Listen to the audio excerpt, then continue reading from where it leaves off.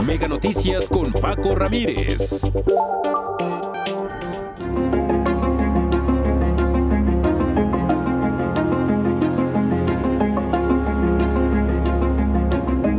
Este proyecto marca un precedente único al ser el primero en su tipo en México.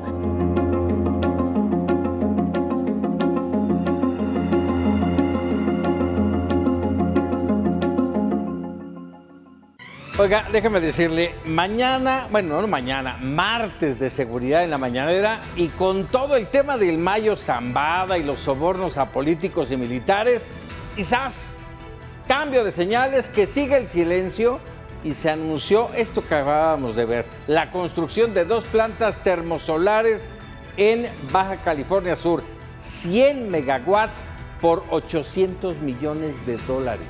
Proyecto sin precedentes en el país. Energía necesaria, sí, limpia y renovable. 1,600 millones de pesos de inversión. ¿Se justificará el costo? ¿De cuánto será su retorno energético, su eficiencia? Según los expertos, es muy cara. Una de ciclo combinado de 100 megawatts cuesta entre 100 y 180 millones. Saque cuentas. El punto es el costo-beneficio. ¿Y para quién? De lo de ayer con el Mayo, lo importante, dijo Sheinbaum, es que la DEA puso a García Luna al mismo nivel que Zambada y el Chapo. Entonces, lo de Cienfuegos y los machucones con la DEA, ¿ya se olvidaron? ¿Quién pone orden en la casa? Por lo pronto, vámonos con las primeras plantas termosolares en México. Adelante, Leticia Alcántara. Con una inversión de $800 millones, el gobierno federal anunció la construcción de 2 plantas termosolares que se ubicarán en Baja California Sur. Estas plantas beneficiarán entre 100,000 y 200,000 hogares, las cuales tendrían una operación con luz solar de 11 horas. Se trata de un proyecto único en su tipo en México. Las 2 centrales termosolares de $400 millones y una producción de 50 megavatios cada una serán construidas por la Comisión Federal de Electricidad en una superficie de 240 a 480 hectáreas cada una. Su construcción se llevará a cabo entre 36 y 48 meses. Estarán basadas en tecnología de potencia solar térmica que concentran la radiación solar, un sistema de almacenamiento térmico capaz de conservar calor a altas temperaturas para generar electricidad, a diferencia de las fotovoltaicas tradicionales que permiten almacenar energía térmica en sales fundidas y seguir generando electricidad incluso durante la noche. Con este proyecto, el gobierno federal busca sustituir el uso de combustibles fósiles como el combustóleo y el gas, lo que ayudará a aumentar la autosuficiencia, la soberanía energética y acelerar el cumplimiento de las metas de transición energética de 35% de producción de electricidad con energía limpia o renovable hacia el 2030. De acuerdo con la Comisión Federal de Electricidad, producir 1 megavatio hora empleando el combustóleo cuesta $138, mientras que el mismo megavatio generado por tecnologías renovables llega solo a $67, es decir, prácticamente la mitad.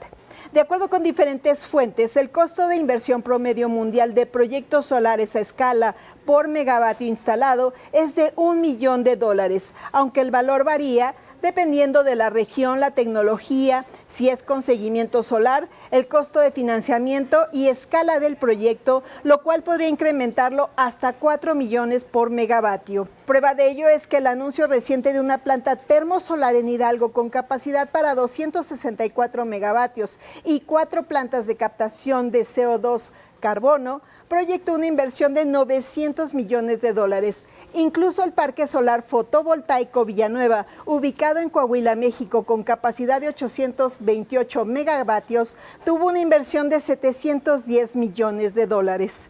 No obstante, esta tecnología ha cobrado relevancia a nivel mundial. Las principales plantas termosolares se concentran en España, que lidera el mundo en número de instalaciones, y otros países con gran irradiación solar como Marruecos, Estados Unidos, Emiratos Árabes Unidos y Chile. Algunas de las instalaciones más destacadas incluyen el complejo Nor en Marruecos, la planta de Ibampá en Estados Unidos y el complejo Cerro Denominador en Chile, así como el parque solar Villanueva en México también está considerado. Este es mi reporte, regreso contigo.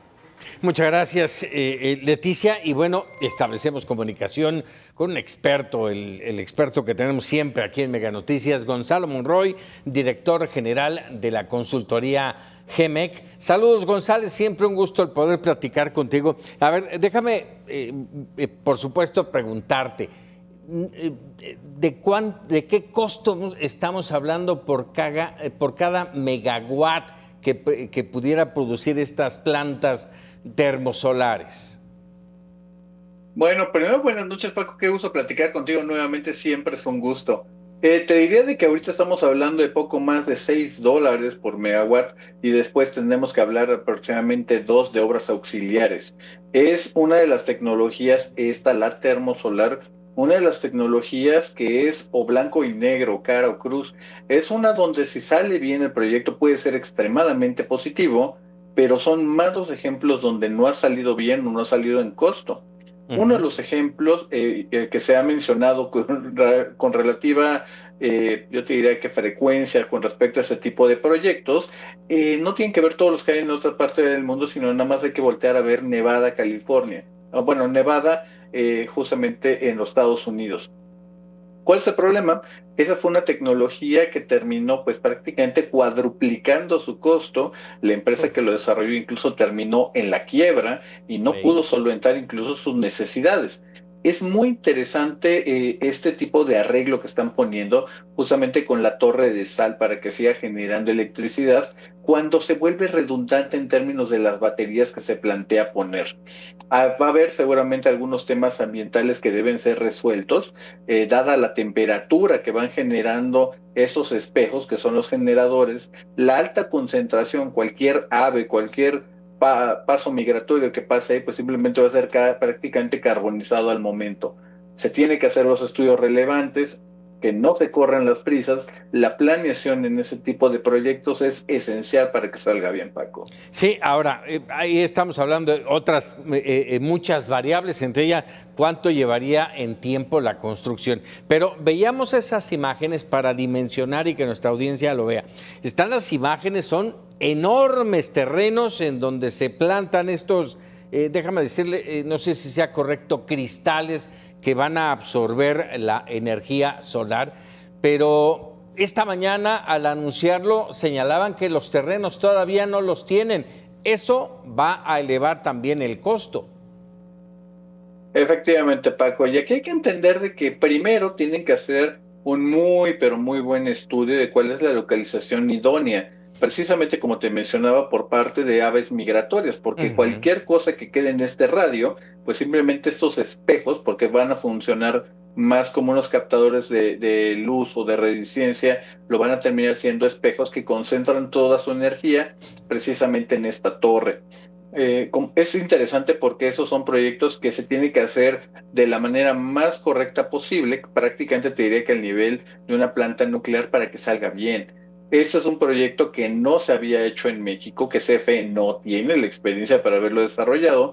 Tendremos que ver quiénes son los asesores para que este proyecto salga en tiempo y forma. Pero de entrada, Paco, te diría de que es una solución interesante, es una buena señal que se están tratando de impulsar las energías renovables, pero habría que ver si esta es la mejor tecnología para un sitio aislado, como es la península de Baja California. Sí, justo esa era mi pregunta, Gonzalo. Es espectacular y de verdad que da gusto, es energía limpia, renovable.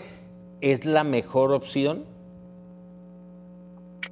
Mira, tenemos un problema estructural grave que tiene que ver que la península de Baja California, tanto la parte norte como sur, pues es prácticamente un sistema aislado del resto de la República. Se maneja como un sistema independiente. Y dado que tenemos este gran problema, pues es un problema de la distancia, a final de cuentas, pues simplemente quedan sujetos a otras variaciones. Por ejemplo, en el caso de La Paz, específicamente Baja Sur, es de las partes donde o si no se llega el gas natural o no llega el combustible muchísimo más contaminante, pues simplemente se ven esos tremendos apagones que se terminan dándole prácticamente destruyendo la viabilidad de un puerto turístico importante de poder seguir creciendo. Este tipo de tecnologías ayudan, definitivamente sí. Habría que ver si es la mejor tecnología que se podrá implementar. Tenemos una parte de gas natural ya puesta en sitio. habría que ver justamente si tenemos una mejor posibilidad de abastecerlo a través de algunos otros proyectos o simplemente seguir haciendo algún tipo de interconexión a la península. Hablando, se podría pensar en el retorno energético, en su eficiencia. Hablaba usted hace un momento de baterías para almacenar esa energía, de qué capacidad deberán de ser para irradiar, para dar el servicio de energía a la península. En este caso es muy probable que sean baterías pequeñas, que probablemente sean de 1 hora a 2 horas, que no requiere realmente gran cosa. Eso es importante que te estoy mencionando, Paco, porque una vez que ya tienes baterías, podrías optar por una combinación, pues simplemente para diversificar incluso el riesgo. Podrás tener un componente eólico, también toda la península tiene muy buenos vientos que llegan del Pacífico, podrás tener un componente solar y te puedo decir que una combinación de estas dos tecnologías podría ser la mitad del costo proyectado que está poniendo en ese momento la CFE. Esos 800 millones de dólares, por desgracia, suenan muy, pero muy elevados, cuando otras partes de la República, como también la península de Yucatán, el propio centro del país, toda la expansión que se requiere en las líneas de transmisión, pues también son temas urgentes. Y déjame preguntarlo, digo, lo traigo a colación para atender siempre otras opciones. Yo recuerdo hace algunos años Megacable puso un cable submarino que fue toda una mega obra para llevar el internet a Baja California. ¿No podría hacerse la misma operación? No sé si resultaría un tanto cuanto más sólida y menos cara llevarla de Puerto Peñasco, por ejemplo, a Baja California. Hay algunas partes de esas que ya están operando, efectivamente. La parte de San Luis Río Colorado soluciona la parte de Baja Norte, San Luis Río Colorado, Mexicali, obviamente Tijuana y Ensenada. Pero en el caso que nos atañe, que es la parte de Baja Sur, en algún momento te estoy hablando 12, 13 años aproximadamente, Paco, se hablaba justamente de una interconexión de una línea de transmisión submarina para a través de Topolobampo tratar de llevar la energía precisamente hacia La Paz o San Carlos. Obviamente ese es un proyecto que se abandonó, no es técnica ni económicamente factible, literalmente sale más caro el caldo que las albóndigas, y es un proyecto que se abandonó, por eso se ha optado en los últimos años en tratar de tener energía en sitio precisamente allí en la parte de La Paz.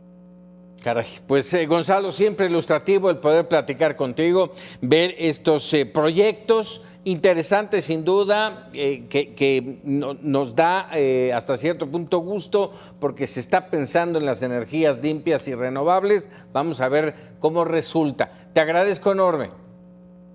Claro que sí, Paco, un tremendo abrazo a ti y a todo tu público. Muchas gracias. 100 palabras.